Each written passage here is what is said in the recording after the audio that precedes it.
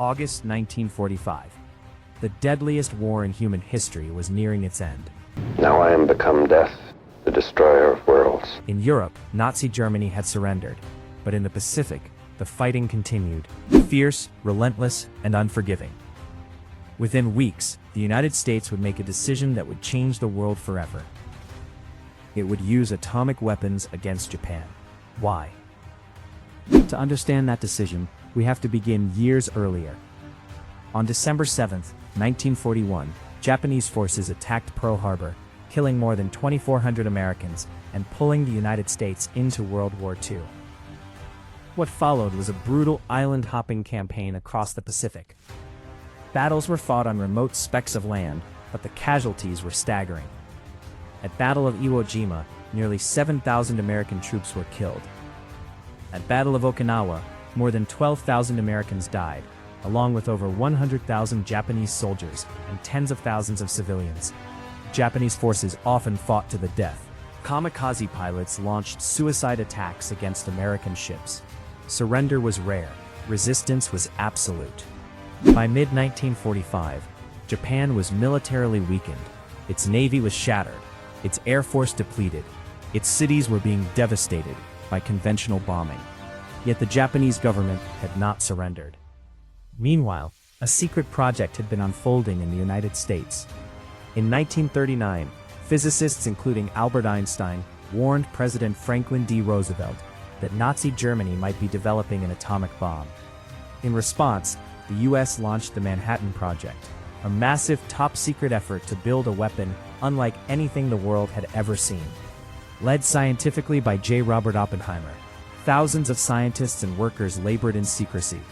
On July 16, 1945, in the New Mexico desert, they successfully detonated the first atomic device. The nuclear age had begun. By that time, Roosevelt had died and Harry S. Truman had become president. Truman now faced an unprecedented decision, whether to use this new weapon against Japan. American military planners were preparing for an invasion of Japan's home islands, an operation expected to be catastrophic. Estimates of American casualties ranged from the hundreds of thousands upward. Japanese casualties were expected to be even higher. The recent Battle of Okinawa had convinced many US leaders that Japanese civilians might resist invasion as well.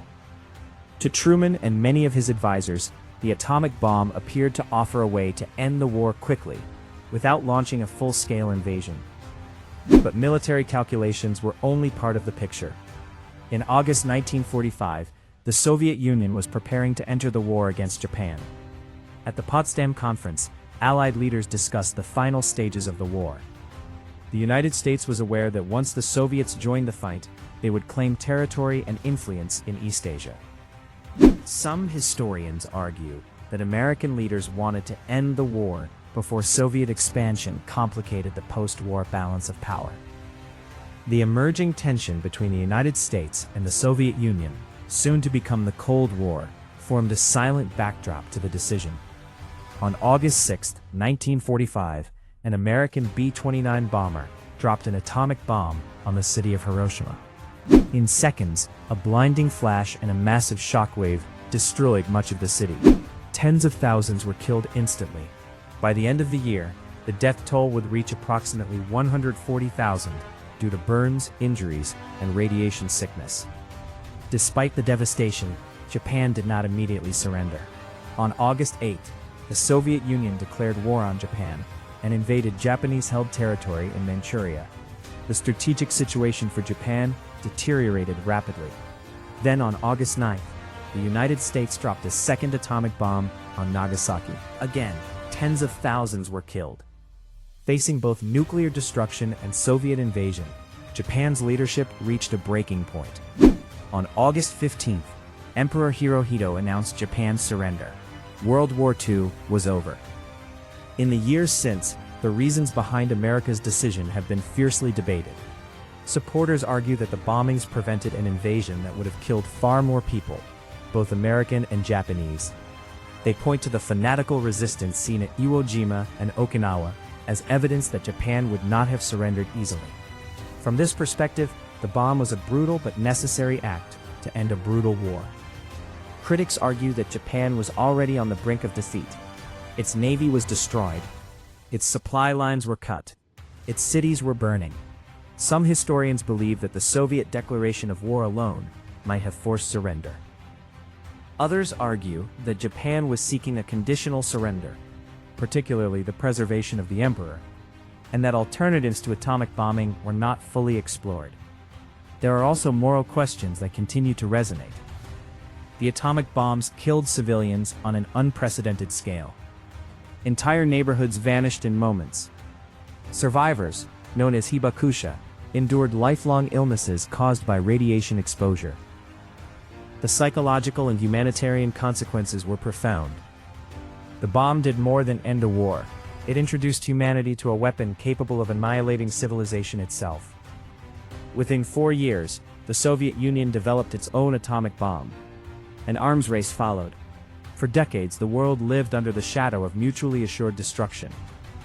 The world will note that the first atomic bomb was dropped on Hiroshima, a military base.